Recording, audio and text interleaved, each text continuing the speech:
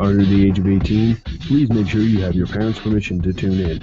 The content of any and all PTR radio broadcasts are the property of PTR Radio and are not to be used for any purpose other than personal entertainment without the expressed written consent of PTR Radio. The content of any phone calls during a live broadcast become the property of PTR Radio and may be used for promotional purposes at the discretion of the staff. So please, sit back, relax, and enjoy the show. Bigger, stronger, faster. Reboot. New computer. Climate upgrade installed.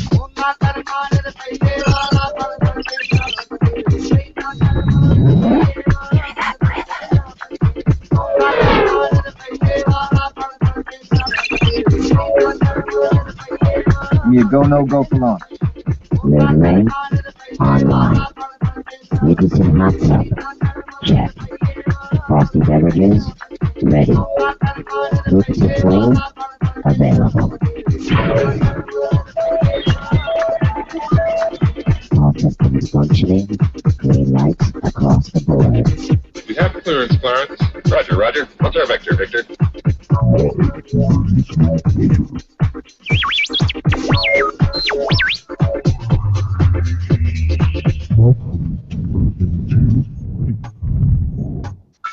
PTR Radio.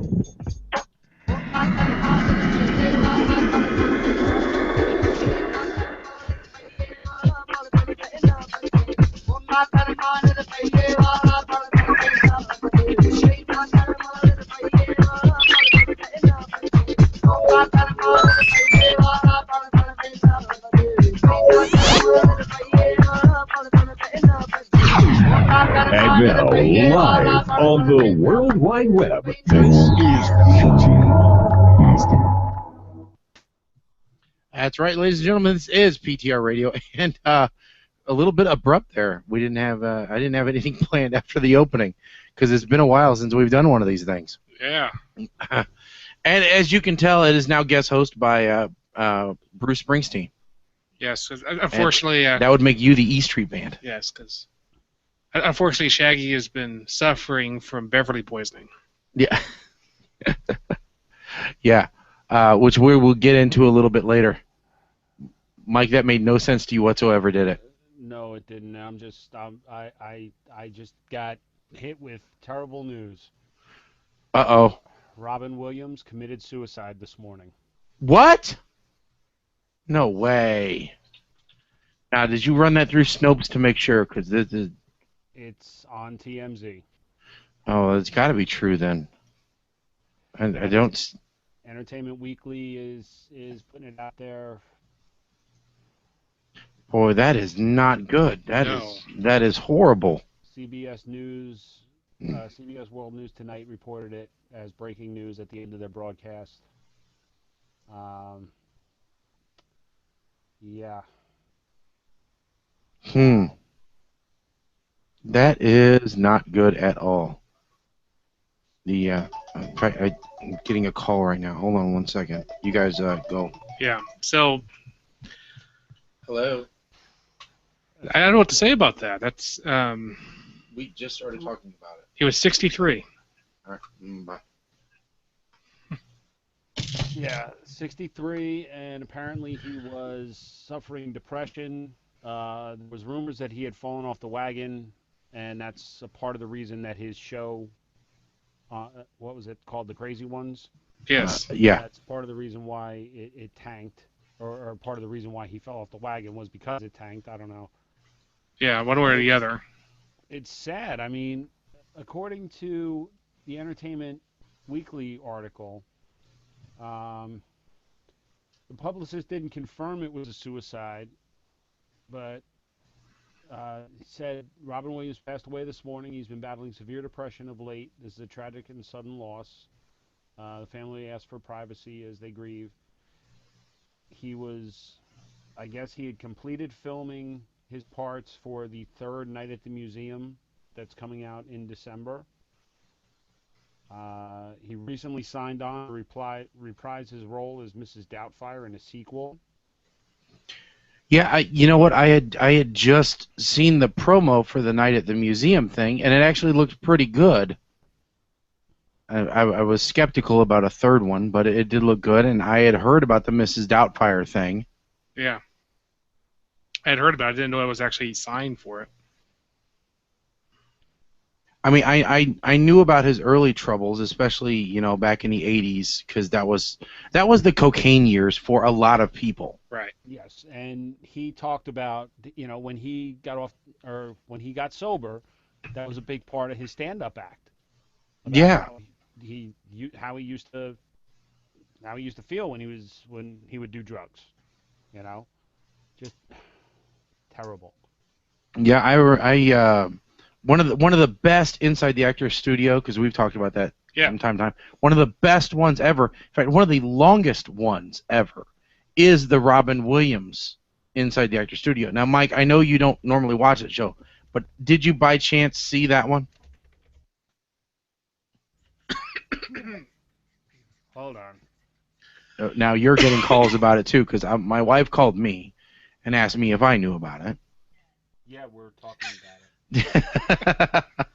Okay, thank you. We get Bye. breaking news. Breaking news from the wives. So Was your wife calling you? yes, it was. Yes. And on a more crass note, nobody had him in the death pool. No, who would have thought? Who would have thought?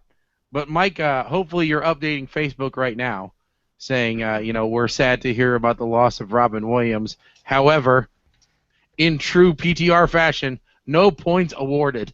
Yeah, let me.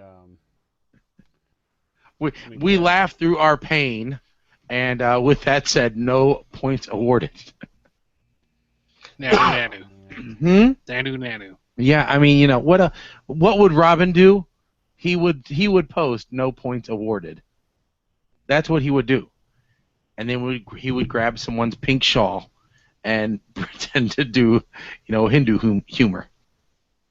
That was by the way, Mike. I was asking if you happened to have watched the Inside the Actors Studio with him. I did not. Oh, it is one of the funniest things ever, because he essentially comes out and does a half an hour worth of improv. It is a great segment to watch. In fact, you can check it out on YouTube if you're not a big Inside the Actors Studio fan. YouTube has all that stuff out there, so I definitely recommend it. Yeah, I'll have to look into that one. But And apparently everyone in the world is finding this out now because TMZ will not load. but you heard it here first. That's what's important. PTR Radio breaking news, bringing you the news before even our wives can tell us. That should be our new slogan, Mike. Faster than a speeding wife. And people have not updated Wikipedia yet. I'm very disappointed, nerds. You know what? I went to Yahoo to confirm, and it wasn't even on Yahoo yet. Oh, the articles, if you just search Google for Robin Williams, the articles are all popping up big time now. Yeah. But I mean, that would have been something that's on the trending now of Yahoo, would have been on the first in their rotator, you know. But no, instead, we're going to learn about Jessica Simpson's little black swimsuit, or how to get tickets now for Expendables 3, or same-sex marriage continues its march back to the Supreme Court, or how everyone is recording their nightmare Comcast calls, or an advertisement for Hyundai. And now I'm getting texts. Now I'm getting texts from Celtic Kevin. Holy S, Robin Williams dead. We broke it 5 minutes ago. Yes. God. You know, when there is one person who doesn't know. Nate. Nate does not know this. He has no clue. He has no clue because he's not listening to the show. Okay, the top 6 posts in my news feed, if you count PTRs, are all about Robin Williams now. Yeah, let's see here. Let's go to mine.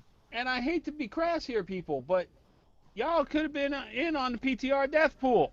But no. I'm not saying you would have picked Robin Williams. I'm just saying.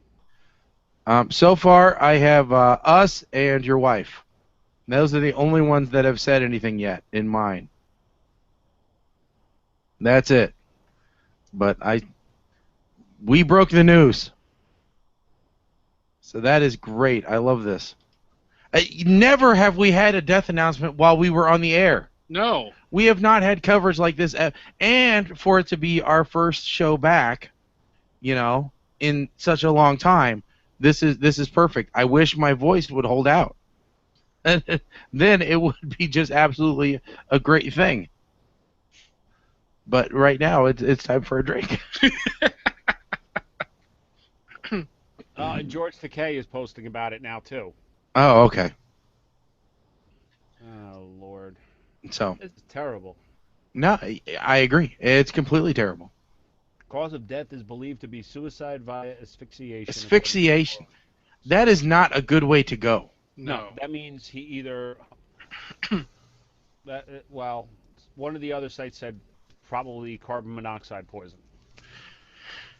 Well, that's an okay way to go. But Well, let's see here. You can hang yourself. That's not good. But that's usually strangulation. Yeah. You can put a plastic bag over your head. But most people agree that unless you're heavily drugged up, you will vomit in the plastic bag prior to dying. And then there's carbon monoxide. Those are pretty much it.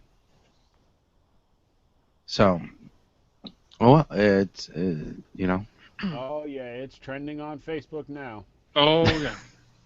Hopefully we'll get caught up in the trend, since we're one of the first. It looks like the main Twitter hashtag is RIP Robin Williams. Man.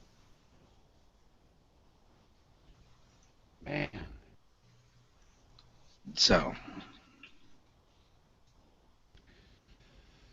Anyway. So, yeah, this is PTR Radio.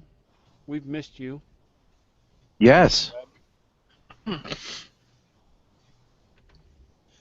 Yes, it's been several weeks of vacation, and more vacation, and then vacation recovery. Yeah. I don't know that I'll ever fly again. I really don't. Because I'm pretty sure that it is the flight that did me in. Not the flight there, because I was fine while I was there. Mm-hmm. But I'm pretty sure the flight home is where I got this superbug from. I think maybe one of the passengers had Ebola. You see, 2 Disney trips from me ago, I know how I got sick. It was a little girl on the bus who coughed on me. I know it was her. But I don't know. I'm pretty sure it was the guy going to Las Vegas that was next to me. Because, well, I just think it was. Mm-hmm. Because I was stuck in the middle seat. Ah. Which means I was like this the whole 2.5-hour trip. Yeah. I need to find an airline that has business class at least, if not first class, and then say to hell with what it costs. Well, you're going to be saying to hell to a lot of costs. I know. You I understand. You could fly back and forth like 8 times. I understand these things. So, but I don't get this, because even if I was 100 pounds lighter, mm-hmm. it wouldn't change how far apart my shoulders are. Right. Okay? The shoulders don't get any closer together the skinnier you are. Right. All right? This is why my hip bones won't get any skinnier. When Kim and I fly, I'll take the window. She takes the middle, but she leans and rests on me. So I'm up against the wall. She's up against me. Happy life. Until her back starts hurting, and then And then this jerk couldn't hold it for the 2.5-hour flight. Oh, so you were in the middle. Your wife was on the aisle. Yes. Oh.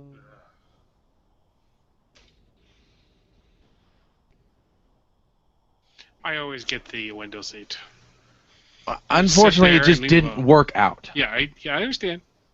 You know, like, how much does it cost to charter a plane? At that point, It could be worth At that point, Shaggy, you might as well drive. If we go back again, we might just drive, because it wasn't. We didn't have necessarily enough time there. Because I did a short vacation. It was my fault. I didn't want to be gone too long, because everything did go to hell while I was gone, and then everything did go to hell once I came back. Basically, hell follows me whenever I want to try and relax. In honor of Robin Williams, next time, get the big green rolling turd. Well, I'm not going to go that far, because I'm going to stay in nice hotels. I don't want to empty my own toilet. All right? That's just not something that I necessarily want to do.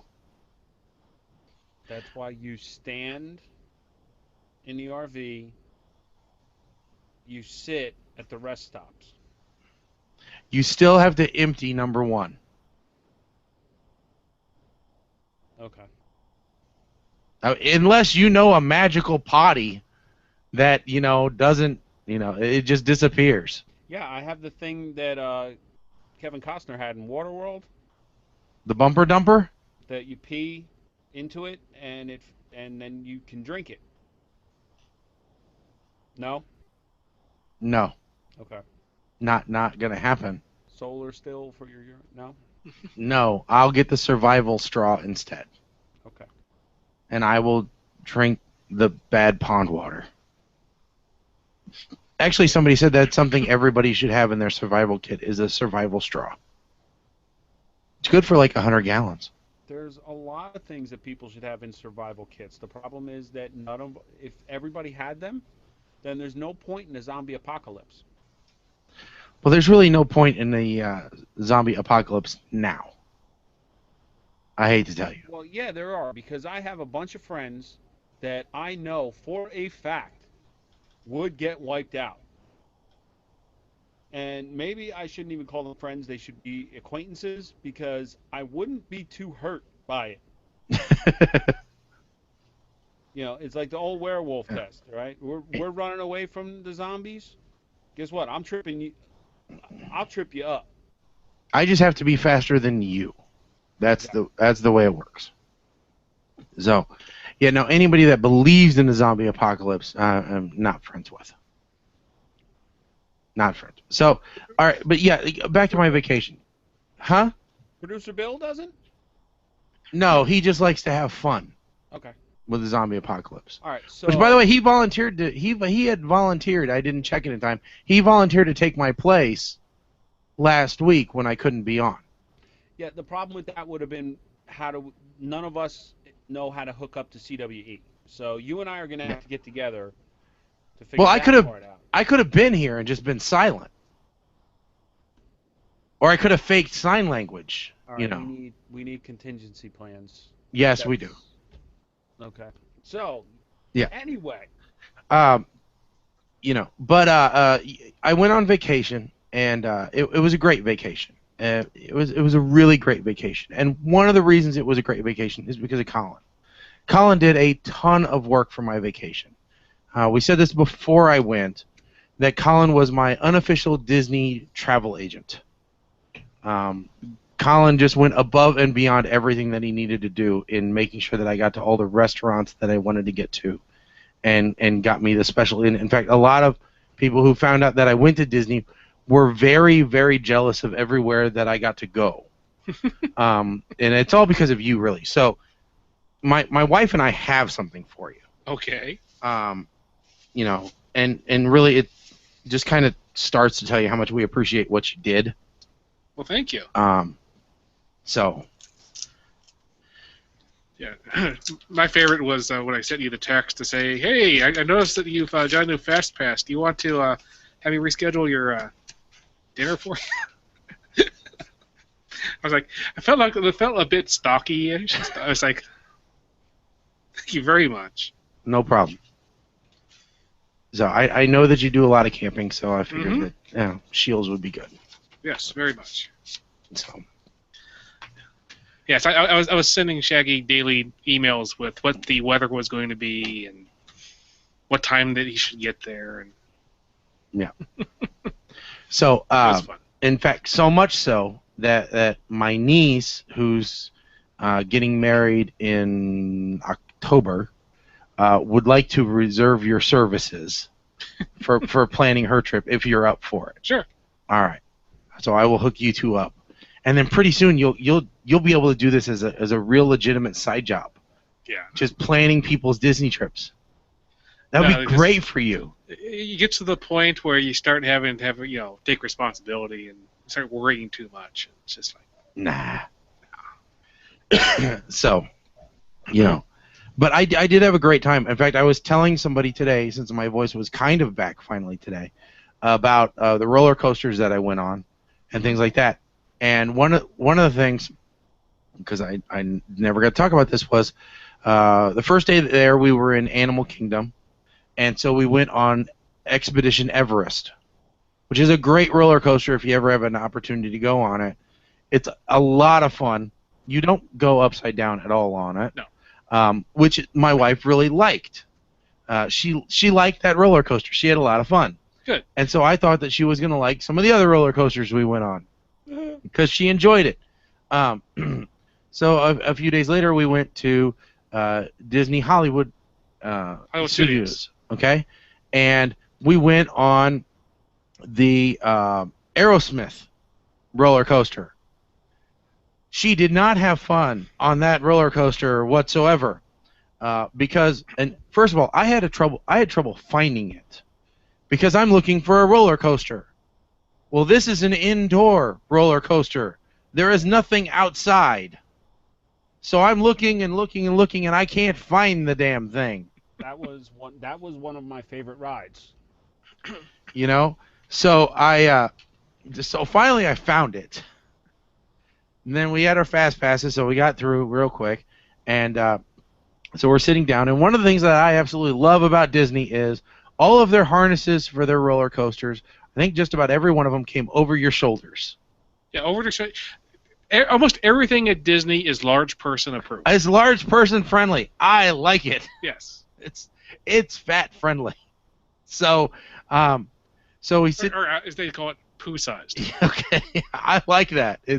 And you felt very secure. So, but they basically put you in this launch bay, and then you rocket off into the darkness, and you immediately go upside down. Yes. Yes. And inside, then in the dark. And then the whole ride is in the dark or with strobe lights going. With Aerosmith playing in your ears very loud. Yeah. So you're either upside down, about to go upside down, or turning very, very sharply in a circle. I can just imagine a ball of string is what this track looks like. Okay? In the dark. We got done, and my wife is like, I did not like that at all. I will not be doing any more. I am about to throw up. I'm like, well, at least you held it together while we were in there. Because that would not have been fun. Yeah. So what was your favorite ride through the days? God,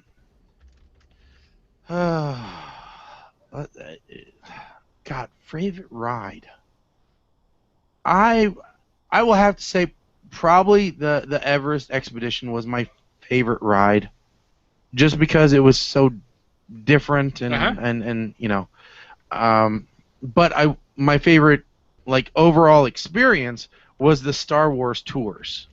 Yes. All right, and the reason why is because of just the childlike giddiness that I got to experience because of that ride, and I'll explain why. All right, I had a fast pass, and so I went there and and at the same time I was going through, they were getting ready to start the parade, and so they were starting to put people to the side of the road. My wife said, "Well, I don't want to go because it'll make me sick." So, because she doesn't like 3D stuff, right. So she sat her little cart over to the side, and she said, "I'll take pictures of of the parade. She was happy. She was doing her thing. Mm-hmm. And so I went to the Star Wars thing. And so I had my fast pass, and I went through, and I got to do the Star Wars things. I'm like, oh, that's kind of cool. So I come out, and they've still got the street blocked off.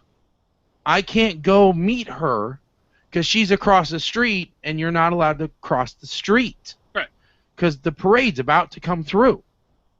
I look over, and the only places I can go is down away from her into Lord only knows where, or back into Star Wars Tours. Mm-hmm.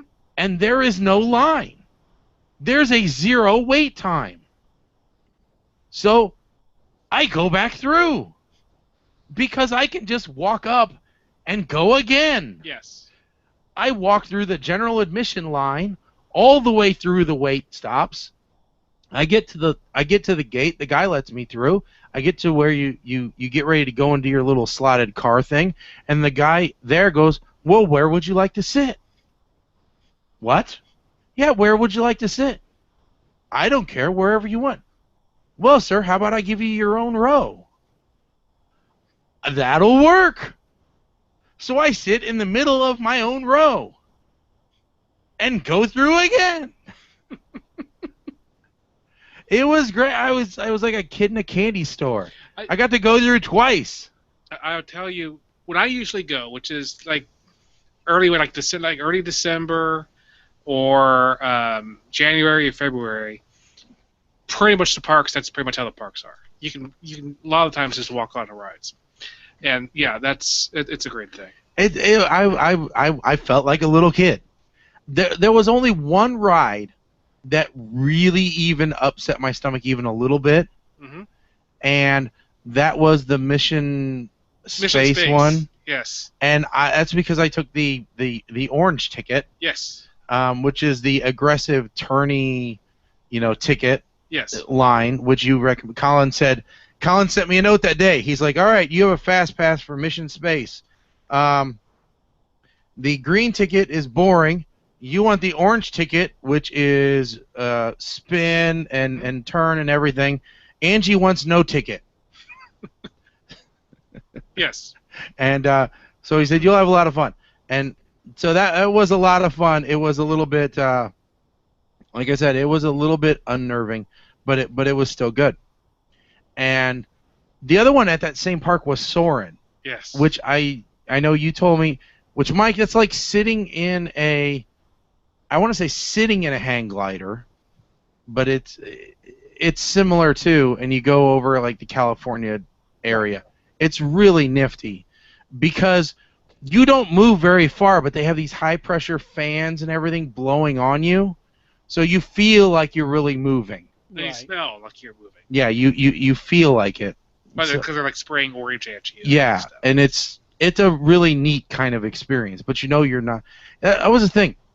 I've gone on roller coasters and stuff one time before this at Six Flags, and I will say I was a little apprehensive about Disneyland and going on all the rides, but then I thought, you know what, their safety record and everything, I'm not gonna get hurt. It's just not gonna happen. Right.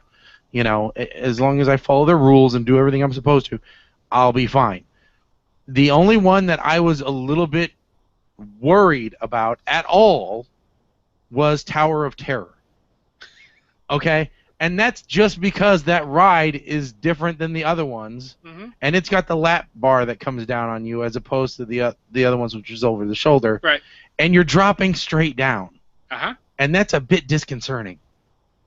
So, Tower Terror to me is the epitome of what a Disney ride is, because at its core, it's like one of those amusement, like a ride at the fair. It just goes up and down.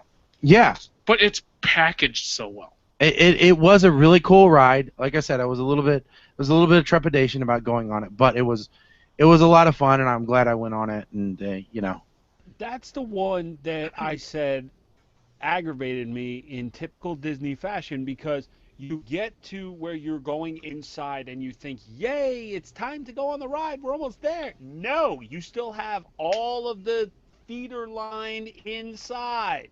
Yeah, I got into the library or whatever, and I thought, okay, this is it. The whole library's going up. Like, wait a second, there's no straps or anything. We're going to be bounced around in here and crack like eggshells. I'm like, oh, wait, hold on, the straps are probably behind the books or something. And I'm like, this doesn't work. And then they opened a door after they showed a little movie. I'm like, crap, this is a long way to go. And then, I mean, they do a good job of decorating because everything looks decrepit and old and horrible, you know? So you don't know whether you really want to trust it or not. But I enjoyed all the rides that I went on. And it was great because the wife wasn't into some of the rides, we, you know, into the real freaky rides, we did a lot of the other stuff too. Like we did Muppets 3D, and we did the Mickey music thing. Oh yeah, that's the Phantasmic or whatever it was. Do they still have what is it? Honey, I Shrunk the Audience? No. That one has been replaced currently by Captain EO for a reason that no one understands. And what was the other one? A Bug's Life? They still have that one. Okay. That one was cool until the bee sting thing happened. Oh no, that's no, that's yeah, I know what you're talking about. It was closed when Shaggy was there. Oh, okay. Okay. And I didn't make it to Dinosaur.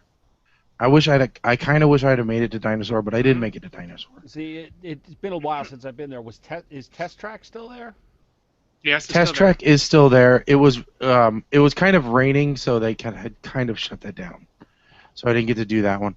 I did go on Space Mountain. That was kind of fun. Did you go on the teacups? No, I did not go on the teacups. Why not? You got to go on it. It's a small world?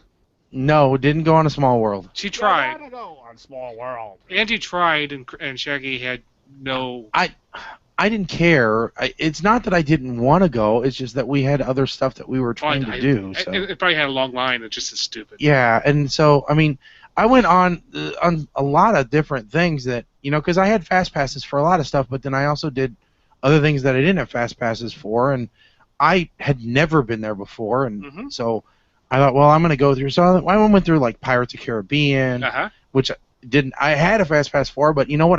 I went through the line faster than my fast pass was for, right? And that was kind of cool. It was a little bit different, you know. But Angie wasn't up for a whole lot of the rides. She just kind of wanted to Did you do drive her little buggy around and see what was up. As I told Angie earlier, when I was there in the winter, I was there with my grandparents. They're both on scooters. Yeah. And yeah, if you haven't figured out by now, the first day we were there, we were at Animal Kingdom, which is one, a hard park to walk. Yes. And two, my wife kind of had some back issues, so she was really miserable that first day. So for the second day, and for the rest of our trip, I rented her a little scooter, and so then it was a lot easier for her, and she got pretty good at the thing. Right. But you know, again, it kind of, I don't know, it kind of put her in this little bubble where she didn't want to do some stuff.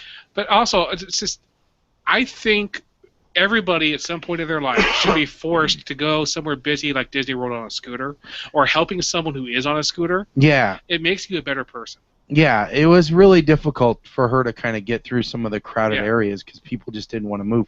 But what was great was like when we went to like Muppets 3D and stuff like that, like we kind of got in a little bit first, and they dedicated seating, and you know, and those weren't the crowded rows, so it was pretty cool there. So did you go on Jungle Cruise? We did go on Jungle Cruise. Good. So now you understand the Weird Al song. Then. Yeah, and she had gone on that the last time she was there, and she said, "Yeah, this ride hasn't changed ever." No. You know, and we went on the safari at Animal Kingdom, and that wasn't good for her back either. Nothing like being in a Jeep with no suspension going through different environments. You know. Now, when I plan Disney trips, I kind of plan things around, here's the restaurants I'm going to go to, and then I plan everything around that. So how was the food? The food was great. We screwed up one of your days worth of planning just simply because it was raining. Right. One of the 5 days there it was raining, so we didn't make it to Kat Cora's restaurant, Cucina. And I was a little bit disappointed about that, but what are you going to do? It's raining. You're not going to go out there. Mm-hmm. And we needed to work in going back to downtown Disney because we made the classic rookie mistake of not shopping while we were going to the parks because we didn't want to have a bunch of bags and everything while we were trying to ride rides. Did you know that they will send the bags back to your room? Well, yeah, but it does take 2 or 3 days to get back there. Yeah, and since we weren't there for very long, it didn't make a whole lot of sense. Yeah. Because I found out about that the last day that we were there. But so that's another reason why if we go back again, stay a little bit longer and do some of that other stuff, some of the convenience stuff. But so we made the rookie mistake, and we needed to go back to downtown Disney to do some more shopping. Right. So we knew we weren't going to make it to Cucina and back to downtown Disney, so we just decided to do downtown Disney. I screwed up a bunch of different reservations. Ended up costing myself like $40 in canceled reservation charges. But we finally ended up going to Wolfgang Puck's Cafe, which was pretty good food there too. Even though we screwed up Kat Cora's, we still ended up going to a high-profile chef's place, you know. And Angie's like, well, do you think he's going to be here? No, he's not going to be here. No, he has nothing to do with the restaurant. I'm like, it's just his name on the door. That's it. Trust me. But it was, it was still a good experience, and there was good food. The only thing I'll tell you is it's hard to eat all the food. I mean, we got with the meal plan, you get an entree, a drink, and a dessert. Yeah. And their portion sizes are large. Yes. So, you can shovel down the entree, but man, the desserts are huge, and you each get one. And they're good. And they're really rich. And my stomach didn't understand switching to all that food and the richness and the butter sauces and everything else.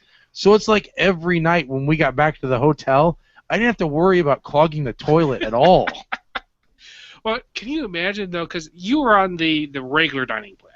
Yeah. There's the quick service, which is just quick service. There's the regular.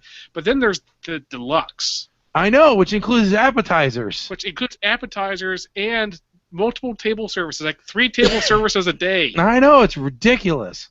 You come home as a blimp. What was one of the restaurants we went to was called Be Our Guest, which is the one that Colin got us into. In fact, he even got us into the Masters room.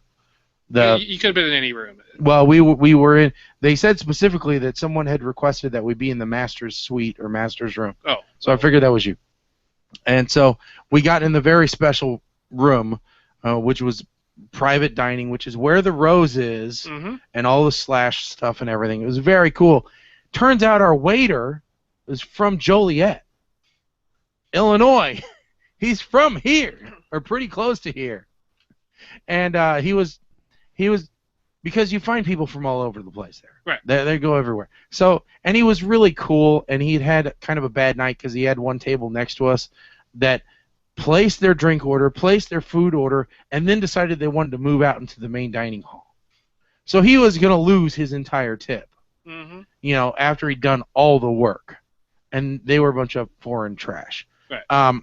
They were so I was trying to make his night kind of nice just by throwing up a little conversation. I'm like, how does somebody from Joliet end up in Orlando? And he's like, oh, a car. And I'm like, very funny. How'd you end up working for Disney? He's like, well, I was in the middle of working on my my bachelor's in hospitality, and the mouse showed up and said, hey, why don't you come work for me? He goes, 8 years later, I'm still here, and I still don't have a degree. Why would you when you're working for those waiter jobs at Disney have to be one of the best jobs in the world. You know what? I think the same thing too. You got to be, but I thought about it too. I'm like, okay, most people are on a meal plan. I don't know how well normal people tip. I tipped him $21 on an $80 meal, which was, I thought, really good. Because he was a nice waiter. He kept our glasses filled. Yeah. He was very friendly, and I thought he did a great job. So, you know, and he's like, "Are you sure you want to tip this much?" I'm like, "Yeah, don't worry, dude. You deserved it. It's fine." You know, so. Yeah, But Disney has somebody the was best telling me service. that Disney employees have to spend so much back at the park, and I don't know where I've ever heard any rule like that. No, there's no. That'd be a legal rule. But like I said, it was a great time. We had a great time. The food was wonderful, and even the food at the hotel was good.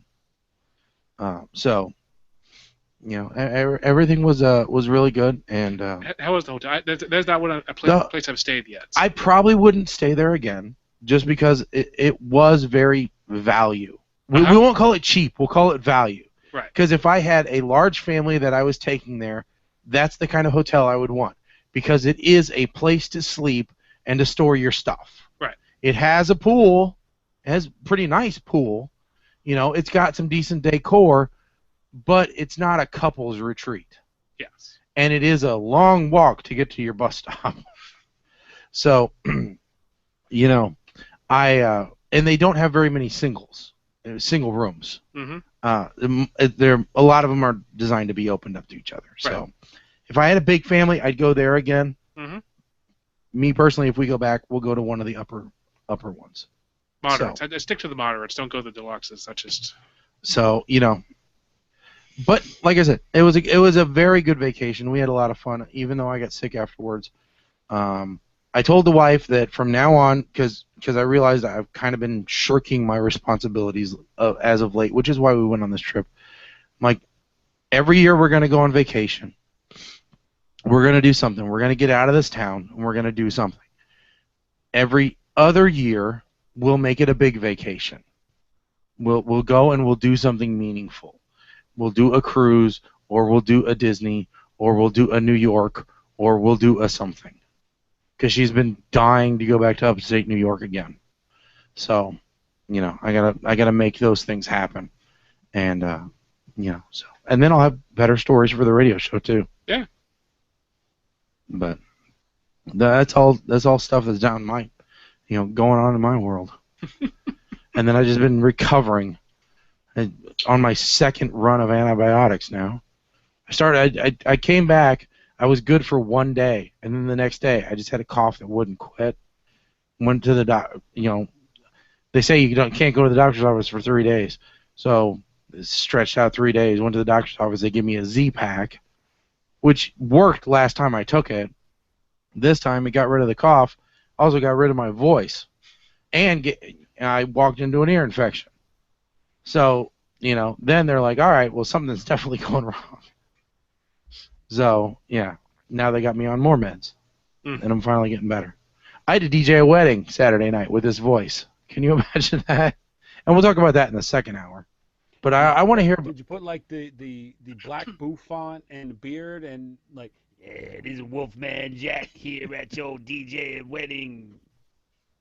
No. No, I didn't. But I should have. Had I thought about it, I would have. But Mike, Tiki was this weekend, wasn't it? Yeah. Yes, it was. Are you recovering? I was good most of the day. I was tired, but I was good. I didn't start drinking. It started at 4:30. I didn't start drinking until about 7 o'clock. Right? Just hanging out, relaxing. Maybe I was nursing a beer, and it was a Coors Light, no less. So now, issue number 1. Our Labrador bit his tongue when chewing on his chew treat. His tongue was bleeding. My backyard looks like there is a crime scene. Because this is also a dog that's on prednisone, so he's drooling more. Therefore, blood, drip. Luckily, our friend who is a vet tech actually, her and Kim, went to the vet's office, which is not far away, and got epinephrine to inject into his tongue to help slow the bleeding. 6 hours later, his tongue finally stopped bleeding. Jesus. And that's where the night gets kind of blurry because I started doing shots of Fireball. And I remember jumping into the pool, jumping out, cursing somebody because I was freezing, and that's about it. Is the pool kind of cold? It was a little cold. And that's about it. And I said to Kim, I said, now today, little things are coming up. She's like, did somebody spill Fireball on you because your shirt had some like on the shoulder? I said, no, but I remember what happened. The man I was doing shots with, who, by the way, was in worse shape than I was, poured a shot, and I did one of these. Oh, But okay. apparently I didn't throw it far enough, and it went on the back of my shoulder instead of just over my shoulder onto the ground. Ah. So I was trying not to drink, but damn it, they made me drink. You were trying to waste alcohol. Well, at that point, we went through a full bottle of Fireball. So, but other than that, weather was good, everything. Yeah, I can't really complain, but I told Kim, I said, I don't like when I get like that because I don't like not remembering what I did. No, that's generally not a good thing. Passing out in bed because you're tired or you drank too much, that's one thing. But the fact that I was still doing stuff.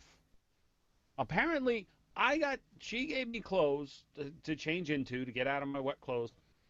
And apparently I came out and sat at the table with the remaining people. There were about 8 people left at the party because we were all around the one main table. And apparently I got up and shook everyone's hand and said goodnight, went inside, and passed out. Oh, okay. I thought you were going to say that you changed clothes outside.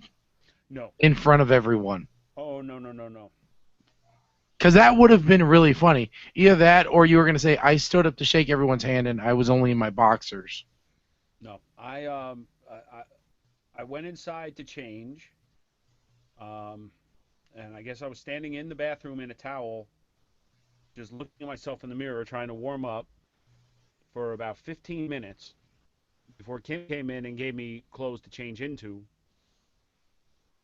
And I came back out. I remember drinking a bottle of water. I don't remember saying goodnight to everybody. I don't remember going to bed. But I woke up in bed. So that's a good thing that I got myself to the bed. I didn't get sick. Didn't have a hangover the next day. But, yeah. Oh, Lord.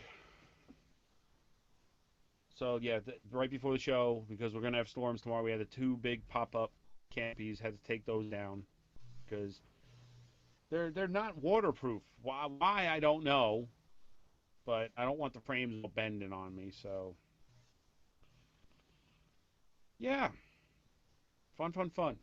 Yeah. And of course we were the talk of before I got lit was NASCAR related because Indiana's favorite son, and I'm only bringing this up because Dune actually sent me a message asking if I was going to weigh in with a comment. Tony Stewart. Yeah, became a murderer, right? Well, here. Oh, vehicular manslaughter. Let's call it. I have watched the video several times, and I am not going to say it was intentional. But you're not going to say it wasn't either. Well, when I first watched it, my first instinct was, there's no way he did this on purpose. This dude that came out of his car and was pointing at Tony, he was the aggressor. Tony may have done, like when you play ice hockey, right? And a guy stops real quick and throws snow from his skates up into a face. It's kind of like kind of like flipping the bird. I think Tony was trying to flip dirt by revving his engine. Yeah. But the kid got way too close to his car. So I don't think Tony meant to hit him. I really don't. But now the investigation is happening. Tony Stewart usually has some kind of GoPro camera mounted in his car at these smaller races. Conveniently, this happens, and there's no footage. The cover-up's always usually much more worse than the crime. That's why I'm like, wait a second. Why all of a sudden? That's a little too convenient, and I still don't think that he did it intentionally. But, I mean, he could have been trying to get close just to scare the kid. And, you know, things just went too far. I don't know. But he is cooperating with the police. He's not, like, putting up any defense. He pulled himself out of the NASCAR race yesterday and had somebody else drive his car for him because he didn't feel like it would be right. And, you know, he's still grieving. I'm sure he's in shock about Dick Trickle? Well, no, Dick Trickle was dead. Cole Trickle. Might have been a better choice. But I don't know. I honestly don't think he's going to get charged with anything. I just find it very strange that, you know, it's looking like the evidence is there that he may have. Maybe he should be charged, but I don't know, man. These dirt tracks, you know, you don't get out of your car. You know, your car is your weapon. Yes. You don't get out of your car to go show how pissed off you are at somebody who's still in the car. That would be like throwing your gun away and going up to the guy with the gun saying, "Why'd you shoot at me?" Defended only by your waggling finger. No, it makes no sense. So this is why we just need to outlaw all racing. No, stop that right now. Yeah, we just need to do away with it, and then we won't have these problems. Oh, yeah. Yeah. Yep. Yeah, just do away with leaving the house. If we all stayed inside, things would be much safer. It's like that Surrogates. Yes. The Bruce Willis movie. We just need to do that. Yeah. Well, I'll stay in our house and send out robots. Sounds good. Sounds good to me. I'm on board. Yeah, Surrogates can't get sick. That movie was actually okay. What was that? Oh, Dune messaged me. He wants to know if Skype is working. Skype's not working, but the phone is. 1-877-787-8822. Well, maybe it is. We hope the phone is working. It's working now. Ooh, a voicemail. Yeah, we do. Not going to find out what it is yet. 877-787-8822. Sorry. Can't get the right phone number. 877-787. Yeah. 8822. Yeah. I did give the right number. Damn it. Sorry. So screwed up today. All right. So, with that said, feel free to give us a call. Now, let's see here. Nate's still not here. It's been an hour. He probably won't. No, I doubt he will. I seriously doubt he will. At this point. I think he killed Robin Williams. Oh, don't say that. We don't need an investigation, goddammit. Speaking of an investigation, in general terms, I recently, on a separate project that I was working on, got not just a cease and desist letter, but you know, Mike, we're very familiar with copyright infringement things on this show, aren't we? Oh yeah, thanks YouTube. I recently got one for a graphic, and this isn't nearly as nice as the YouTube ones. YouTube basically says, click this, and then we'll monetize this for the person that owns the copyright. And you won't make any money, but they will. Maybe have a call, maybe. Hello, you're on the air with PTR. Hey, you know, thank goodness for Mike, because I gave up trying to write it down after the third try. I was like, holy shit, there's only supposed to be like so many numbers. I've gotten like 12. Now 14, now 18. So you what's guys up? make it so difficult. Is Mike there? Can you hear me? Yeah, I can hear you. Can you hear me? Oh yeah, yes, I can. Yes, I can. Okay. So I was curious. Like I said, I don't have that many friends that are really people that are in the circle track or whatever. I don't know what you consider yourself, but you've always kind of. I was really curious because growing up, I was a drag racer, and the circle track was not too far from the drag strip, and it was one of those things like during lulls in either place, you could always hear the other cars racing. Type of thing. And a lot of times the circle track would get done earlier, and a lot of those people would come over to the drag strip, and we'd always hear the stories. The story was never who won the race. The story was what fights had happened that day. Yeah. And I mean, so that's pretty much what it was the whole time. There's always going to be fights in the garage area, or after the race when the guys get out of the cars. You'll always see people talking to each other. But stuff like that on the track. Now, Tony Stewart is known for this, all right? He's gotten out of his car, and he's been pissed off because somebody wrecked him, quote unquote, and he's thrown his helmet at people. I mean, so he's got a temper, and that's working against him. Well, and I think they all do. It was one of those things when I first saw the account of it, and then I saw the video, I kept asking myself, well, what video are they watching? Because, I mean, there's clearly cars that swerve to miss the guy, that swerve to go lower to miss the guy, and then the guy actually lunges out at Stewart's car. Yeah. Now, this is the part that gets me. They said he revved the motor. Now, I don't know. I've never driven a sprint car, but I have driven dune buggies, and very fast dune buggies. That's hence the term dune jumper. That's where that comes from. And I know for a fact, I'm pretty sure that they act the same way, that turning the steering wheel really does nothing. Oh, see, really, I thought Dune Jumper came from your proclivity to go after Arabian women. Yeah, that's it. No. But that's just it, and that's something I know that I mean you have to power to make a car move, especially on dirt or like I don't know. I think it's. Keep in mind, I don't care if the guy one way or another. I really don't care because I'm not a NASCAR fan at all. You got to keep in mind. I'm like these sprint cars, which is what he was racing. A lot of people refer to them as midget racing. They're not midgets. Well, no, yeah. But the cars with the big wings, they have 4 different size tires that are staggered. They drift around the corner. It's not like a NASCAR car where you have all the grip. So that's why I'm saying exactly.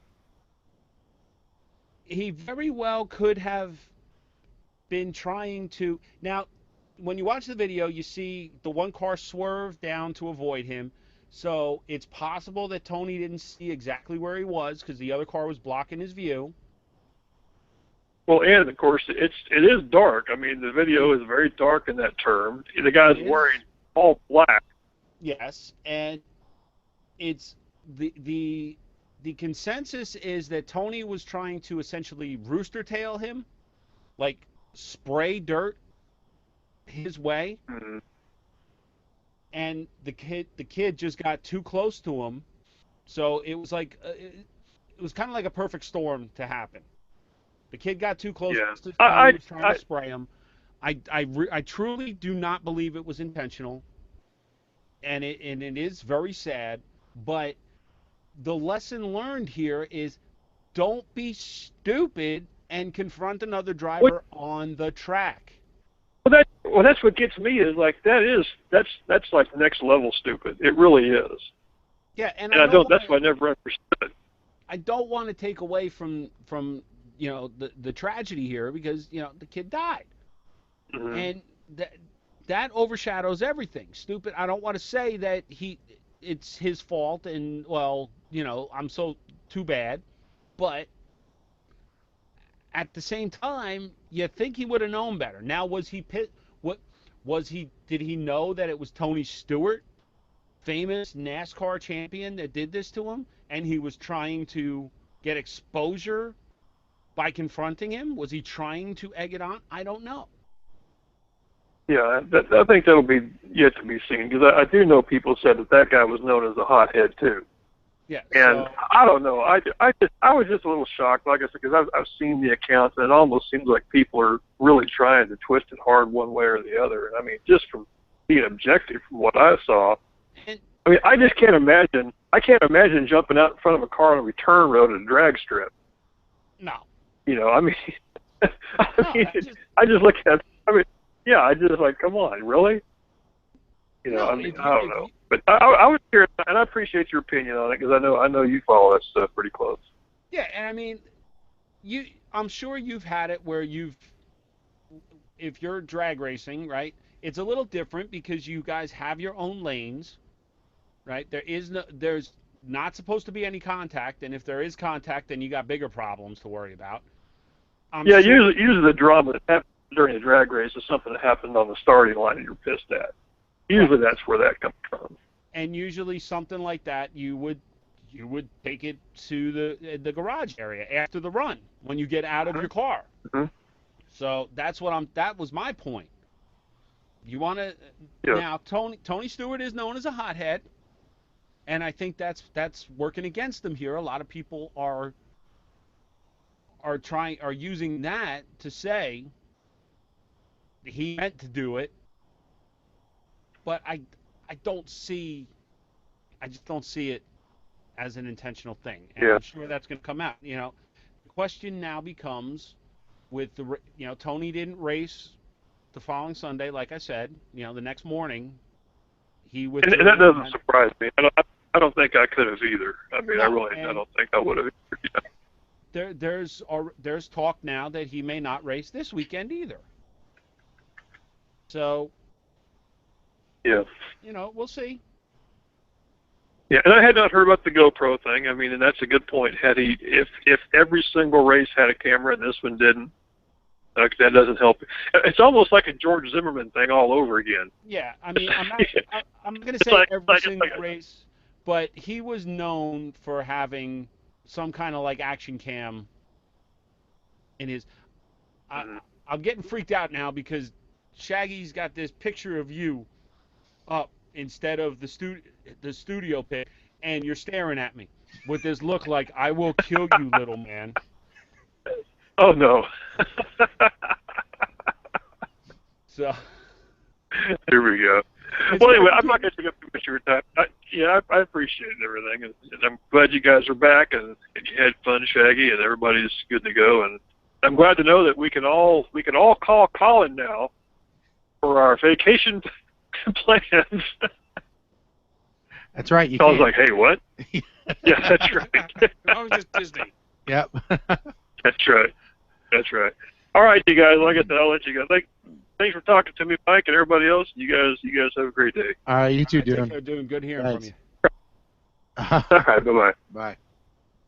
All right, that was Dune Jumper on the show.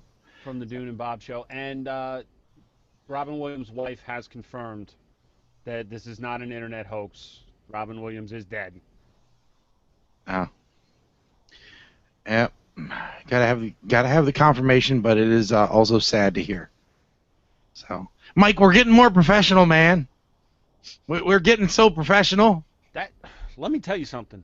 That freaked me out when you put that picture up there, because this was Dune's face. Just looking at me, just. Oh, it was hilarious, though. It was great. I didn't think about it until it was too late. I should have done it like really early on in the phone call. I wouldn't have been able to speak. But I'm like, oh, wait a second. We should do what the news does. They can always get a picture of the guy on the phone. And then I thought, oh, I can do lower thirds, and I can put Dune Jumper on the phone. Like, oh, this is awesome. We need to so do this. And the phone worked. And the phone worked talking to you and everything. It was so awesome. So now, if you're going to call, first you need to email a picture of yourself so that we can do this correctly. Just make sure you have copyright to your own picture. Yes, make sure that you delegate copyright notice, because that was what we were talking about. I did get a copyright notice, And you know, we're going to take a quick break, and then we'll come back and we'll talk about that along with how the wedding went for me, and this wonderful gravelly voice that easily could have sung Jeremy from Pearl Jam.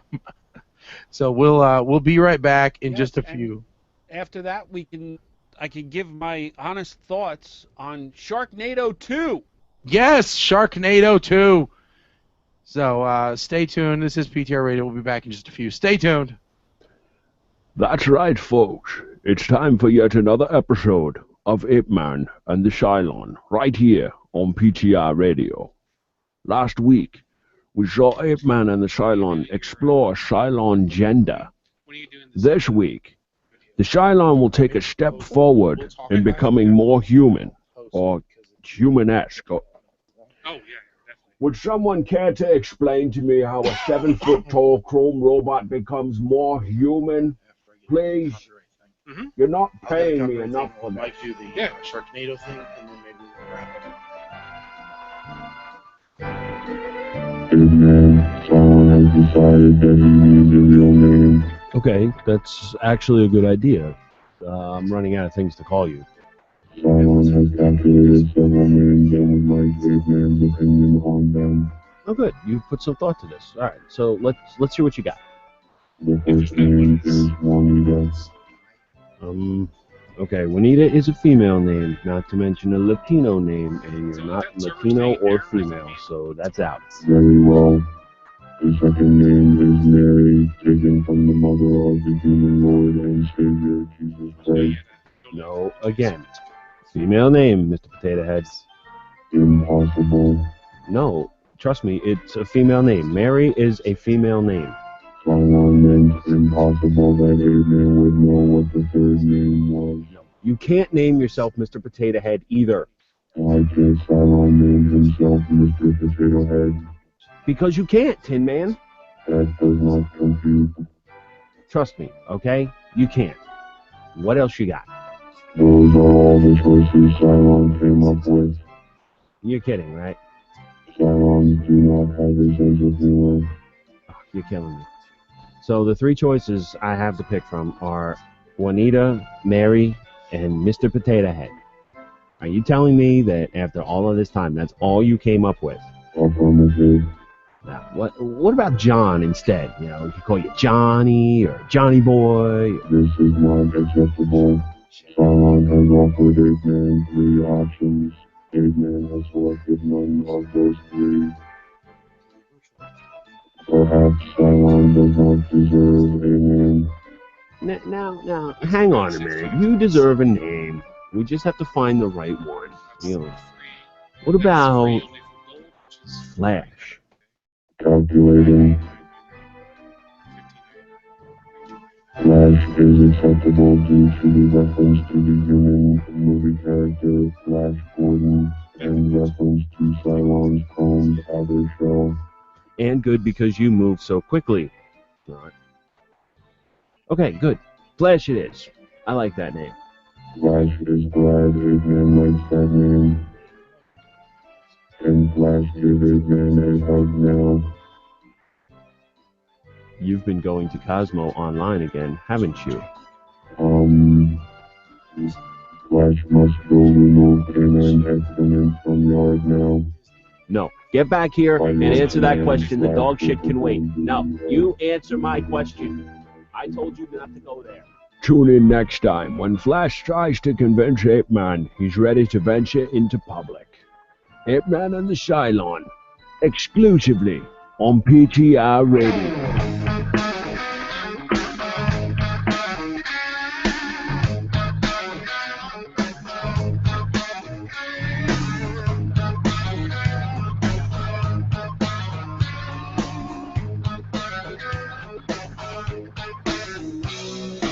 I don't need formal education. All right, ladies and gentlemen, and we're back. This is PTR Radio here on the fabulous interweb. First of all, I want to thank CWE Radio for putting up with our long absence. It has been almost a month since we did a live show, and I know it is tough on all of our affiliates, especially CWE, and we want to thank them for their patience. It isn't always easy with our show. So thanks again, guys. We do appreciate it. And, of course, we appreciate you, the listeners, sticking with us throughout the droughts of the show. We know that this is, of course, your favorite show, and you hate it when we're gone. But, we're back, and we're going to try and make it up to you. I'm going to try and do some special stuff. In fact, if the guys here are busy, who knows? Maybe I'll call Producer Bill and see if he can hop on and maybe do a little ad hoc show with him to help kind of make up the gaps and see what happens. Mike, what are we eating? Bruschetta toast. Is it bruschetta or bruschetta? I don't know. It's good and it's crunchy. That's why my mic was muted. Ah, okay. We started talking about it a little bit before the break, but I did get a copyright violation in the mail. And let me just say that if you ever get a copyright violation for a graphic that you used accidentally or on purpose, it doesn't matter. You're still screwed. So take them seriously. Do your research. Make sure they're legitimate before you just go to a website and pay it. But, everybody does deserve their dues. If something got used right, wrong, or indifferent, you need to fess up. But on the other side of the equation, you need to understand if you're a company that owns copyrights, that not everyone is trying to take advantage of you. And if you're collecting money for an artist, that you need to give money to the artist, not just grab it all for yourself. So if you're collecting, say, $400 for illegal use of something, I expect $350 of those dollars to go towards the actual artist and not just into your pocket. Or, as probably is more likely the case, $399 to go into your pocket and $1 to go to the artist, which is what commonly happens. Because you see these settlements for lucky for a buck. For music and everything else, and it's just ridiculous. So, yeah, it's stupid. Yeah, 10 cents on the $400. Oh wait, hold on. Am I still muted?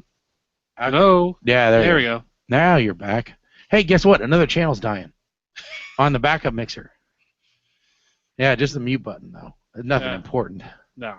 So, just have to mute and unmute multiple times. Yeah. It actually unmutes. Just wiggle the button. Yeah. I hear they do that in all professional studios. Well, it is the clutch to wiggle. So. Yeah. So. Clutch the mixer and wiggle it like crazy. Yeah. By the way, Mike, look at this. Look, Mike. Wow. So. Yay. We got our fancy Firewire mixer back. It's not set up yet, but it's back. That's fine because we had enough shit to deal with on this show. And guess what else? We got a new backup mixer. Oh. Fancy. Now, the backup mixer, unfortunately, is really going to be a backup because it's only got one aux bus. So we can have you or a caller, but not both. So, I actually bought it for another project that never happened. So I'm calling it our new backup mixer. Got it. It was a mistake. But I didn't want to pay $300 for a new backup mixer. I had a mistake like that the other day. Mm-hmm. Yeah, it was one of those look at Woot just to see what's there, like 3 minutes before midnight. Yeah. And then wake up in the morning and be like, why did I buy that? Yeah, Woot regret's horrible, isn't it? Yeah. Yep. And then there's the walk of shame to pick up the box after UPS delivers. Yeah, did you buy lingerie? No, it was a hot tea maker. Oh, okay.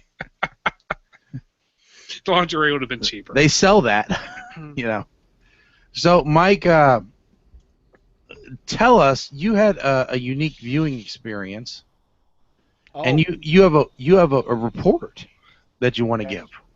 I am. First off, I was very upset to find out that after the fact that it was a Sharknado double feature. I could have relived the first one, and then watch the new one, which was brilliantly called Sharknado 2, the second one. And just spoiler alert, Sharknado 3 has already been greenlit. They don't know where it's going to take place yet. Of course it has. But my guess is Hawaii. Now. Hawaii. Or Japan.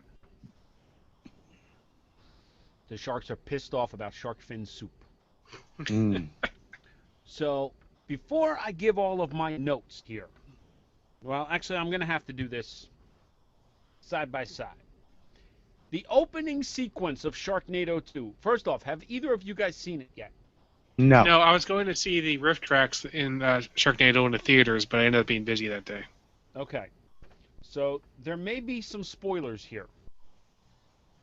So now, if you were planning on... What the hell are you doing? What? I'm not doing anything. What's your problem, Mike? All right. What's your issue, man? There you go. Okay. Yes, second one. Shark Happens. I had not seen that one before. Now, opening sequence. Oh, it's that way. Immediately, first person I see, Kelly Osbourne, as in Ozzy Osbourne's daughter. She is a flight attendant. So there's one of your guest stars. Apparently, people were lobbying just to have bit parts in this. Really? That's not good when you're lobbying for a bit part in a horrible movie. It starts on an airplane. Wait, is a Sharknado starts on an airplane? The movie starts, they're on an airplane.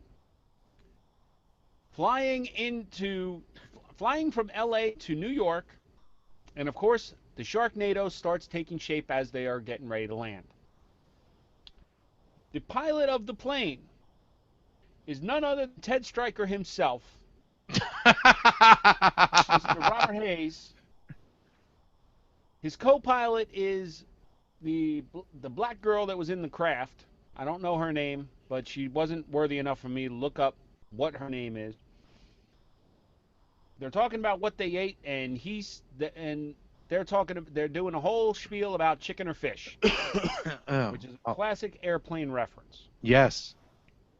Now, the sharks start coming in. Instead of a bird strike, they have a shark strike. So a shark flies into the engine and blows the engine up. Okay. Ian Ziering also has a whole thing about there's something on the wing, kind of like Twilight Zone. Yeah, I was about to say, is William Shatner in the plane? Does anybody use Samuel Jackson's line? I'm tired of these MFing sharks in this MFing plane. No, but my third bullet point here is the movie literally starts as sharks on plane. You're good, Colin. Shark blows a hole in the side of the plane. The co-pilot gets bitten through the cockpit window. Robert Hayes, Ted Stryker is trying to pull her in. They both get sucked out while she's half eaten by the shark at 20,000 feet. Does the autopilot inflate? No. Does Damn. the shark say Candygram? No. The sharks then start coming into the plane. So Okay. somehow a hole blows open in the side of the plane. Kelly Osbourne gets her head bitten off. Because the shark flies by and bites her head right off. Then Shark's very aerodynamic. the shark flies in and bites Will Wheaton's head off, who's the passenger on the plane. And as he's looking out like this, shark comes and bites his head off. Not Will Wheaton. Will Wheaton. He will probably make fun of that on the Will Wheaton Project. Yes. So far you've got Kelly Osbourne, Robert Hayes, Will Wheaton, all three of them cameos, all three dead. Here's an awesome sauce moment. Okay. Tara Awesome. Reid is hanging on to like a rope halfway out of the plane at 20,000 feet. Mind you, now Ian Ziering has gone up to fly the plane. She's holding on. The air marshal throws her a gun. She's holding on with one hand, starts shooting randomly with the other, and gets her hand bitten off by a shark in midair. Here's a note. It was her left hand. Wedding ring, engagement ring. Just keep that in mind. Okay. Well, they finally land in New York. The tornadoes start coming in. Andy Dick is a police officer. Downtown Julie Brown is a nurse at the hospital. And Billy Ray Cyrus is a surgeon that's taking care of Tara Reid. Okay. Right? Guys go down into the tunnel like MTA guys. A fucking alligator shows up in the tunnel. Is it Godzilla? Eats one of the technicians, and then the alligator gets eaten by a freaking shark. No. Yes. Not a shark. Yes. Wow. Okay. So and then you got Al Roker and what's his face? Yes, indeed. Al Roker and what's his face? Who's the Matt Lauer? They're reporting on the news about. They're reporting? Yes, they are themselves. They're reporting about Sharknadoes. Oh, that's late Matt breaking Lauer's news. like, so we have this shark storm, and Roker's Sharknado. Sharknado. The Sharknado. Get it right, Roker. Kelly Ripa and Michael Strahan, also themselves on their show. I never thought it was possible, but Tara Reid's acting has actually gotten worse. So no. So apparently she was sober during the whole thing. During the escape, well, okay, hold on. Let me jump back to the cameos. Judd Hirsch is a cab driver. Throwback to his days on Taxi. Do I have the right name? Yeah, I do. Richard Kind is a retired Mets second baseman. Really? Perez Hilton, who's a famous gay gossip column guy. So you're saying Tara Reid got worse? Worse. Worse. Oh my God! And even in the interviews and the promos afterwards, it's like she's slurring words. That's not a good thing for her to get worse. Oh no, it gets worse. Okay. Perez Hilton is a passenger waiting for a subway train. He gets eaten. Jared from Subway is on the platform talking to a fat guy. He's like, you should be eaten fresh. Of course, that guy gets eaten. Damon John from Shark Tank, he dies when the Statue of Liberty's head falls on him after rolling down the street like a bowling ball. Biz Marquis is a pizza shop owner. Robert Klein is the mayor of New York City, and Kurt Angle of WWE wrestling fame is the fire chief in New York. Now, we'll get back here. So you're saying that Jared the Subway guy is in this? Yes, they couldn't get anybody better. They got a lot of bad people in this. Oh, that's horrible. Peppa from Salt and Pepper, she's in this and she gets eaten. Kari Wuhrer is in this. They got the guy from Sugar Ray, the lead singer from Sugar Ray. He plays Finn's brother-in-law. During one of the escapes, Finn actually jumps across the backs of sharks to get from the cab to dry land. And Sugar Ray dude actually says to him, "You know what this means, right? Yeah, you just jumped the shark." Really? Let's see. What else do I have here? Kari Wuhrer and company actually got city bikes to work. I don't know if you guys know what city bikes are, but they're like bike rentals in New York City, and people are complaining because the racks never seem to work. You can't return them. You can't get them out of the racks, whatever.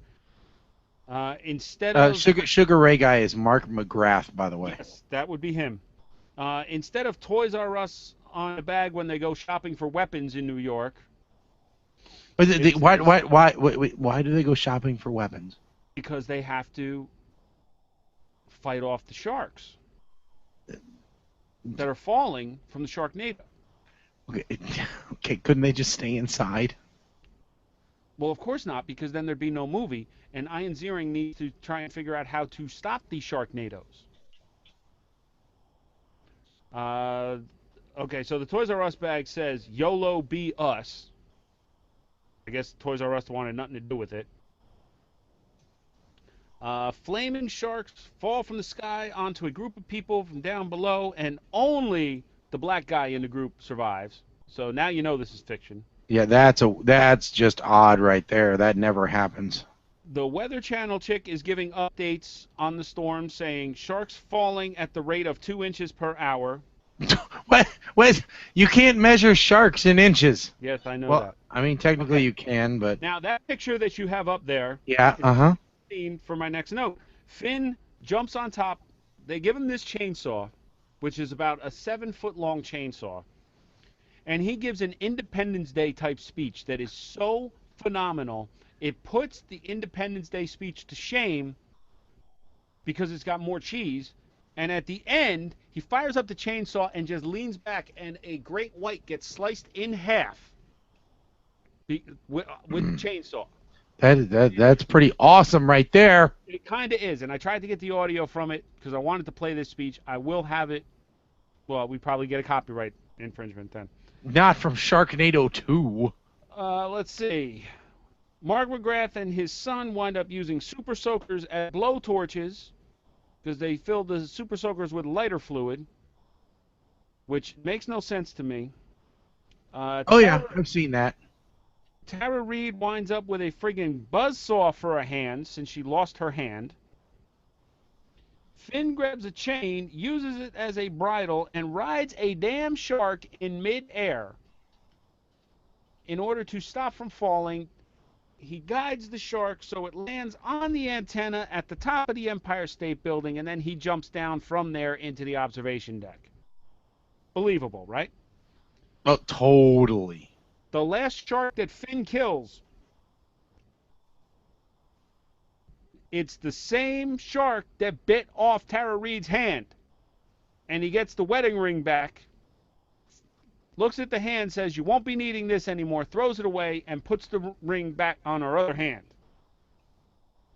And in the ultimate coincidence, a flaming shark lands on a fireworks truck in New York City, where fireworks are illegal, to end the movie. So fireworks go shooting all over the place. Okay. Yes, Tara Reid with a buzzsaw for a hand. Okay, buzzsaw for a hand. All right, there we go.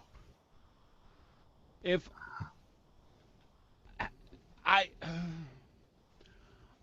lost brain cells watching this movie. I wanted to like it.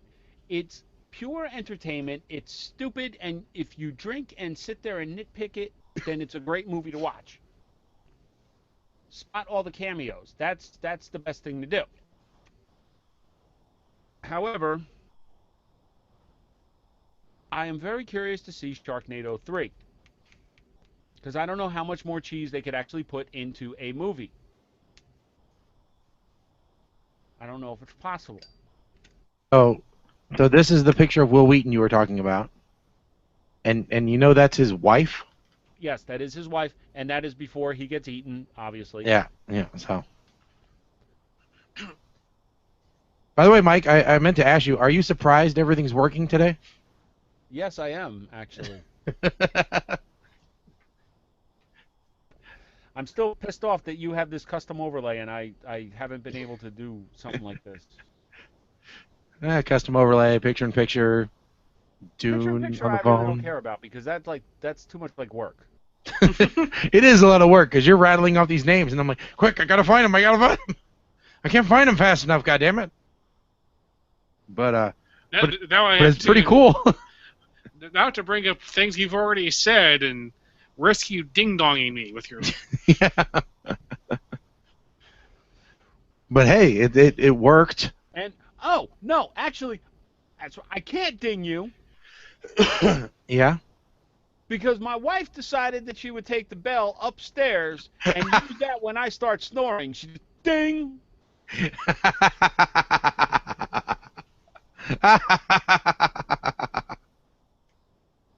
I didn't even think about that until now. The bell is on her nightstand. Oh my gosh, that's horrible, Mike. And I remember looking, I'm like, when did you get a fucking bell? Wait, no, you stole my fucking bell. Oh, that's no good. You shouldn't let her steal your bell. Well, that's all right. I think she forgot it's even there. I'm waiting for it to backfire on her, and one of the cats starts figure out how to hit the bell. That's no good, Mike. I feel bad for you. I feel really, really bad for you. No, you don't, Ness. What are you putting Yes, on I now? do. I feel really, really bad for you. Listen, So, I feel so horrible for you.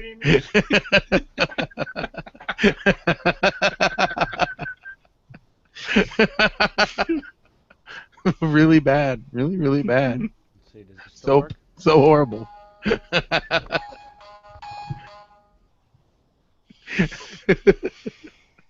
Who knew that there would be an image called Missing Bell? All right, so we'll talk about this real quick. While I was at, and to bring us back around to the joke that kind of started the whole show. Before Robin Williams died. Before Robin Williams died, there was a, there's one thing that you can do at Epcot. In Future World. In Future World. And it samples sodas from around the world.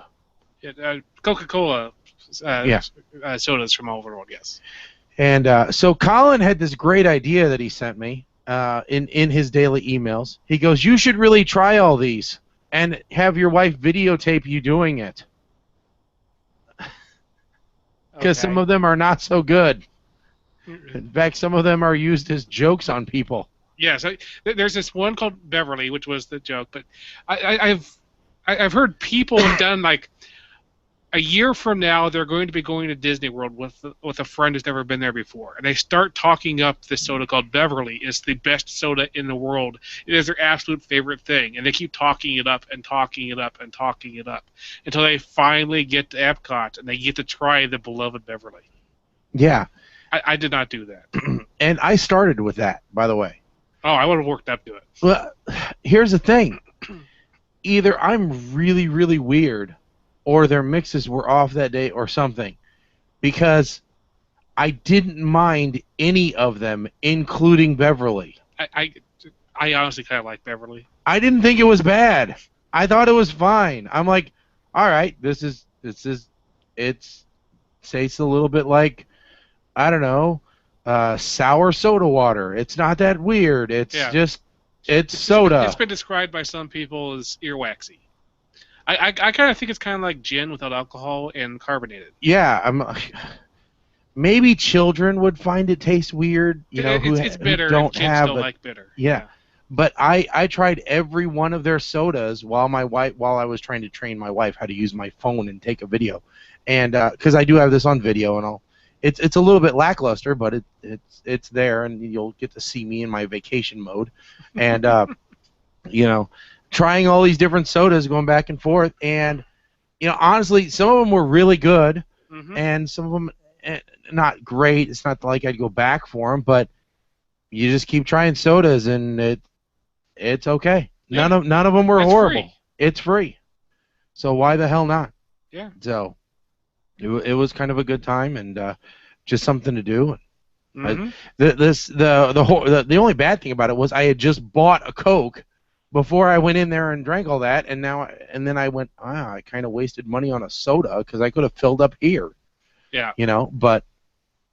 Oh, that reminds me. So, what did you use your snack points for? I bought the Dole Whip float. The wife got a Dole Whip. We got a couple of eclairs and things in the French Quarter, and some ice cream bars. I mean, just here and there, just odd, snack things. Yes. Nothing terrible, I did use one not table service, one quick service at the hotel. Otherwise, we used them while we were out. But it was R.I.P. Robin Quivers. Did Robin Quivers die too? What? Or someone is very confused. Yeah, someone could be very Someone is confused. very confused. She did not die. I would say that would be really very strange. it would make America's Got Talent really weird tomorrow. Yeah, very, very strange. So, but well, of course, we have to check our authority for all things death, which is TMZ, and nothing since since that. So, No, she's still alive. okay, good. Robin Williams selfish for committing suicide, says Todd Bridges. Yeah, somebody was going to be the first to say it, and unfortunately, he's doing it like Bible thumping. Yeah. And everybody else says, "Who's Todd Bridges?" I know who Todd Bridges is. I'm just saying. I don't think anybody younger than me would know who Todd Bridges is. No. Courtney Stodden is getting remarried, folks. Everybody needed to know that. So apparently, Hey, let's public service announcement. Porn stars, stop dating MMA fighters. Oh.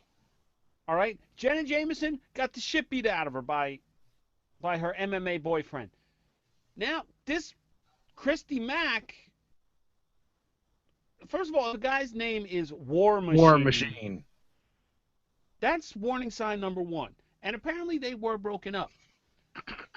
But he showed up to her house and beat her within an inch of her life.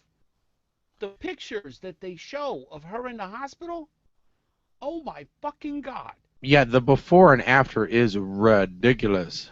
And this guy is now got 7 warrants issued for his arrest, and he's on the run. He sawed off much of my hair with a dull knife, and then threatened to rape her but was unable to perform. She ran out of the house naked, begging neighbors to help her. One did and took her to the hospital, where she remains. There's a $10,000 reward for his capture. That's not enough.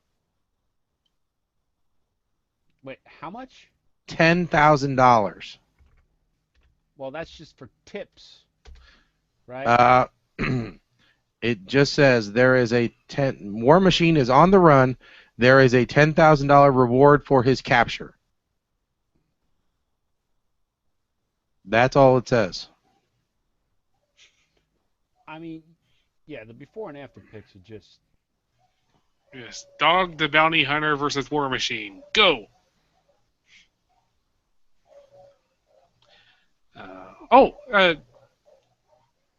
Anybody else seen Guardians of the Galaxy yet? I'm going to see it on Friday. You will like it. Friday is my birthday, and I'm taking my daughter to go see it because my wife is not interested, and she wants to go see it. So I decided that it's going to be daddy-daughter movie night, and so we'll go see it then. And I thought it would be kind of cool. It is very good. So that's I'm hoping it's going to be cool. I'm hoping it's going to be really neat and almost a little bit different. It's very different of a superhero movie. No, this is more like Star Wars type. I'm looking for almost an anti-hero is what I'm looking for. So. Oh yeah, very anti-hero. They are anti-heroes. Yes. You know.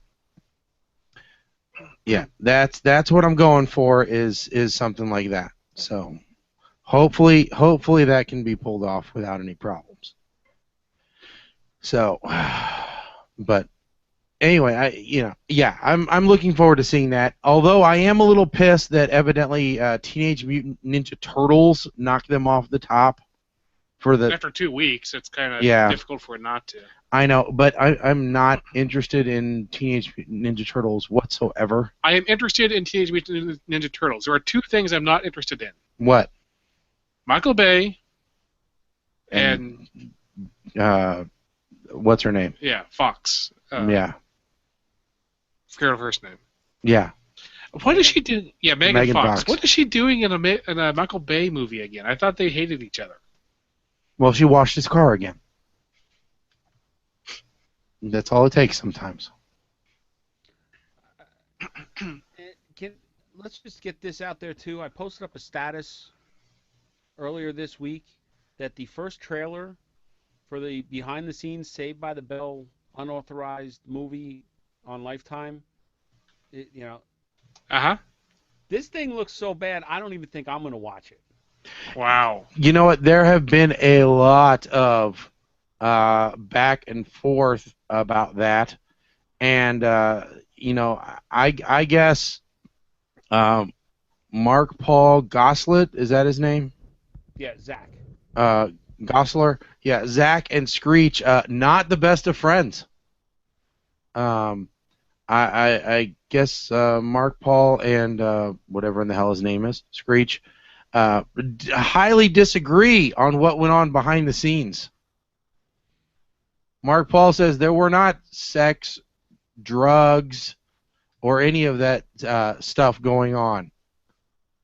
And Screech says, oh yeah, there was banging and blow and everything. Now, Mike, what do you think? Early 90s sitcom with teenagers. There was stuff going on. Now, was it as bad as cocaine and stuff? No, but I'm sure that this one dated that one and that one broke up to date this one. I'm sure there was a lot of that shit happening. And I'm sure Screech was left out of all of it, and that's why he's bitter. Yeah, and I assume that's why he made a lot of it up. But well, he did a counter interview after Zach went off on him. This is the best part. Dustin Diamond is now claiming that the porn that he made he quote unquote got a stunt wang to fill in for him. After he bragged so much about how big his was? Yeah. So now he's saying he faked it at a chance for millions. Really? And now he's saying he didn't even write the expose on Saved by the Bell. It was written by a ghostwriter. I'm like, what? So basically now he's backpedaling. Yes. Actually, he's been backpedaling on the book for a while. I lost all respect for him when he canceled on a comedy show that I was supposed to go see 2 hours before showtime. I was mad. I had VIP to do a meet and greet with the son of a bitch. I was angry. Mm-hmm. It's not good. But yeah, this movie looks so bad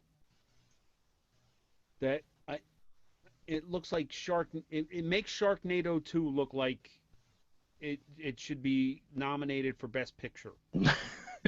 I was just kind of thinking the same thing. So I was just thinking the same thing. Looks pretty horrible. And Casey Kasem's body is now in Montreal. I heard it was on the road again. He died 2 months ago. Is he going to be another James Brown? It sounds like it because somebody told me that James Brown was at the opening of his movie. Oh, I don't know about that, but yeah, somebody told me that.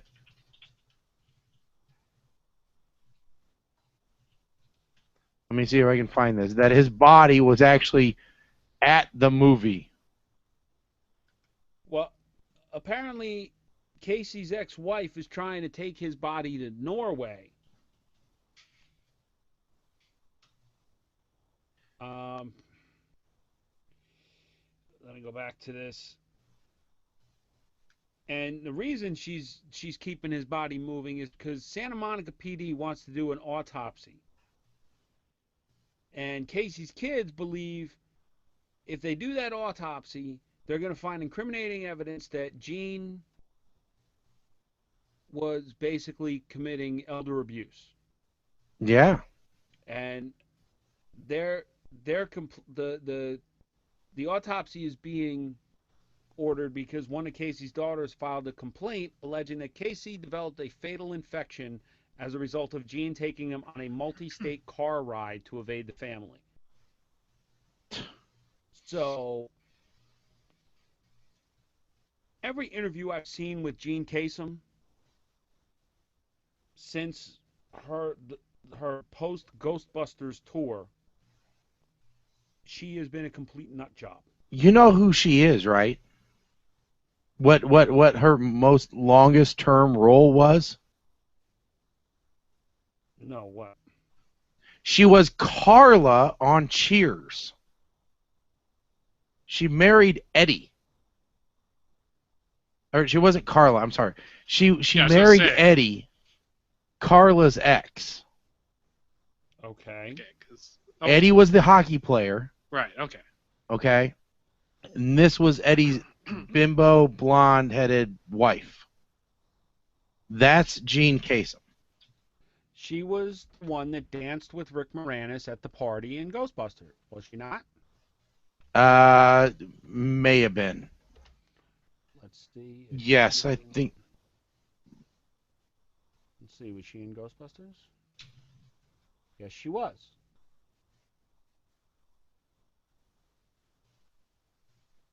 Yeah. What was that? She was like a female version of the Russian boxer from Rocky II. I think it's Rocky II. Yeah. Loretta Tortelli was her character's name. And apparently the Tortellis was a spin-off? It was a very short-run spin-off. Yeah, here. Mike, did you find a picture of her? Yeah. Okay, yeah. It was pretty ridiculous because I was listening to another show and that's where they referenced her from. That was her longest run on anything. Her most successful, most well-known role was Loretta Tortelli. Yes, and Dune is confirming for me that's what that noise was. That yes, she was the tall girl that danced with Rick Moranis. She's like, Louis, I'm going home. Yes. Oh, wait, maybe if we start dancing, everybody else will start dancing too. So, all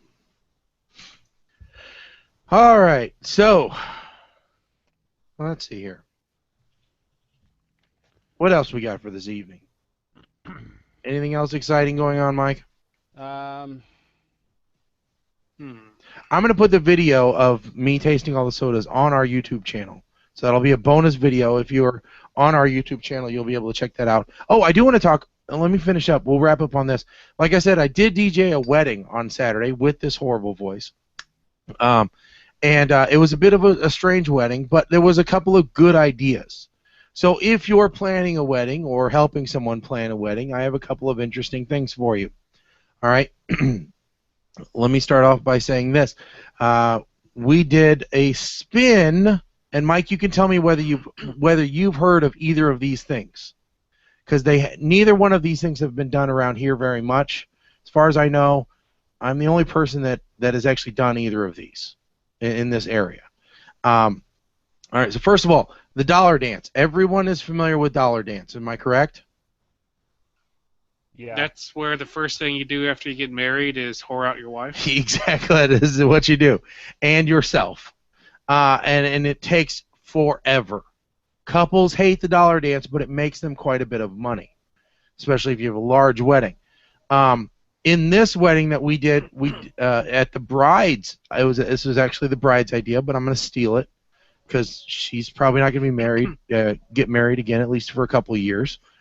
So I'm going to take this idea and make it one of mine. They did a dollar selfie instead. Oh, that's a good idea. So there's actually a song out there called Selfie, and so the idea was you come up, you pay your $1 or $5 or whatever it is to take your picture with the bride and the groom. And when it starts off, I start playing the selfie, come and take a selfie song. I didn't know how well it was going to go over when we first started. Turns out it went over great. The song's like 3 minutes long, with like 15 seconds left, the line had just kind of started to really grow. And I'm like, oh, I got to find more music. So thinking, all right, I got to find Photograph type music. So, okay, Photograph by Def Leppard. We're going to throw that one on. Okay, that song's almost over. We're still not done. All right, Freeze Frame by Jay Giles Band. Throw that one on. Oh, still not done yet. They're still making money. All right, Kodachrome by Paul Simon. That one. Wasn't there a song, You Want to Take My Picture? I don't know. Wake on my airplane, wake on my Oh, it's making me think, why didn't Weird Al have a selfie song? I don't know. He I thought he did at one point. No, but this last album, he really should have had a song about selfies. Yeah, but there's a song by Filter called "Take a Picture." Oh, there is. Yeah, you're right. So anyway, I didn't get all the way down to that. By the time I was done with Kodachrome, we were done. But they did make quite a bit of money. It was something completely different. Mike, have you ever heard of that being done? I have never heard of that. I will say that the DJ company we use, they now have what they're calling it exclusive. I don't know if it is, but they have an Instagram booth where it's basically a stand with an iPad for you to take selfies, and it automatically uploads to an Instagram account created specifically for your wedding. Right. So, you know, I've heard of people designating a hashtag. Right. For people when they put pictures up for their weddings. And that was one of the things I did was I told them, okay, now when you post these up, make sure you hashtag, you know, Nick and Betsy, you know, and then their last name. That way everything, you know, worked. That way they could find these later too. But it was really cute because you saw Grandma and Grandpa in line with their with their flip phones. And they were getting pictures taken. It was really cute. Everybody got into it, and you cycled people through fairly quickly. And it was just a cute idea, something different, something new. And then the other thing we did was something, I don't know what the real name of it is, but I just called it the shoe game. And that's where it's really more fun. Well, it's fun for me, the DJ. And what it is I bring the bride and the groom out, and I bring out two chairs, put them back to back, and then I make them hand each other one shoe. So the bride has one of her shoes and one of his shoes, and the groom, same thing. And then I ask them a series of questions, and they have to hold up the shoe of the person that they think is the answer, that they consider to be the answer. And they can't see each other's answers, but the audience gets to see everything. So it's really cute. So you start off with questions like, who steals the covers? All right, who has the worst bed head? Okay, who has who throws more dirty clothes on the floor? You know, who's the worst driver? And then you always close with the same question, which is whose family's crazier? And it was great because very rarely did their answers match, except for on the last one in this case. They both answered that her family was crazier. And no matter what the answers come out to, the whole audience laughs and you have a good time. This was a great couple that had a lot of fun with it, and it was a good idea. Mike, have you seen that out there where you live? I have not. Is it something... Huh? That's a new one to me. Does it sound like something that would be kind of fun? Yeah.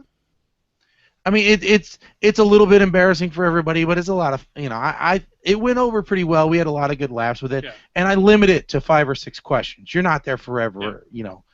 And it sounds like something you don't want to go in blind, like last minute. I was brought in to DJ this thing. I don't know anybody here. Yeah. Well, I mean, you know, you don't have to because those are kind of just generic questions. And nowadays, most couples have been living together for a little while, and the parents know about it. Right. You know, so I'm just saying, like the two families hate each other. Oh yeah, no, you can go a little squirrely with that, but a lot of people were having fun with it, and you know it actually broke a lot of tension because at the beginning, I guess we screwed up because when we were releasing for dinner, they had live performers for dinner to play dinner music. So when we were dismissing people to eat, we let the live performers go first because the line to eat was going right in front of where they were performing, and they didn't want to sing into the line, which I understood. So I let them go, and then we were going to let the parents and the grandparents and everybody else go. Well, as soon as I let them go, the mother comes marching up to our table, yelling, "You're supposed to let the mom and the grandma go first." And she is right. That is the way you're supposed to go. But I tried to explain to her that in this case, we have live performers. I wanted to make sure they were in and out so that they could get set and ready to go. You know, it's not because I'm ignoring the normal order. There's a reason to what I'm doing. And so she kind of understood. And then later on, especially with the games and everything else that we were doing, we really turned her around into our camp to the point where she was from Connecticut and she wanted business cards for referrals. And I'm like, well, for the right price, I will come to Connecticut. Yes. It will be the right price, though. You have to be happy flying to Connecticut. No, I have to drive all my stuff, man. Well, yeah, it would require you don't want to be on planes. Yeah, no. So first class tickets and shipping extra costs. baggage. So, but it was a good time, and like I said, it was the first time we'd done both of those things, and we had a great time with it. So it was a good time had by all, I think. Cool. So I guess by Nate meaning he was going to be late, it meant that he wasn't going to be here at all. Well, he probably was on the road, and somebody he looked at the Facebook feed and saw that Robin Williams died, and he pulled over and he's crying. Either that, or he was on his way here and he got pulled over, and the cop is still telling him, "I could write you a ticket, you know. I could write you a ticket. Yeah, I could have your car towed." One of those two things is happening to Nate right now. Either that or he's at home relaxing. And if any of those things happened, we'll hear about it next time on PTR Radio. That's right.